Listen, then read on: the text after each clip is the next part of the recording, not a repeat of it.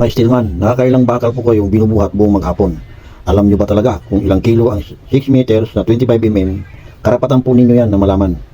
Tuturo ko sa inyo, nasa video po ang computation. Ito yung formula ng bakal mga bro. B times D divided by 162.2. Yan mga bro. Yan po yung formula ng bakal mga bro. Ngayon, para makuha natin yung kung ilang kilo yung 6 meters mga bro. Kumputin natin mga bro. 25 times 25, i-divide natin siya mga bro, 162.2. Yan mga bro. Ang kalalabasan nito mga bro, kilo ng 1 meter mga bro. 25 times 25 divided by 162.2. Yon. Kaya sa haba ng 1 meter mga bro, sa 25 mm, ito yung kilo niya. 3.85. 3.85.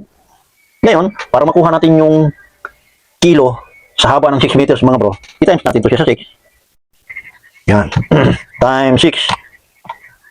23.11. 23.11 mga bro. Ito yung kilo sa isang piraso mga bro. 23.11.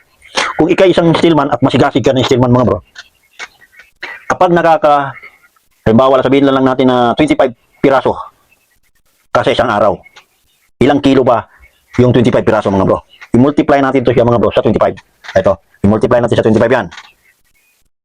23. Yan. I-times natin sa 25. 577.9 kilo mga bro. Yung 25 piraso. 577.9. Yan. Yan yung kaya mong ikabit sa isang araw.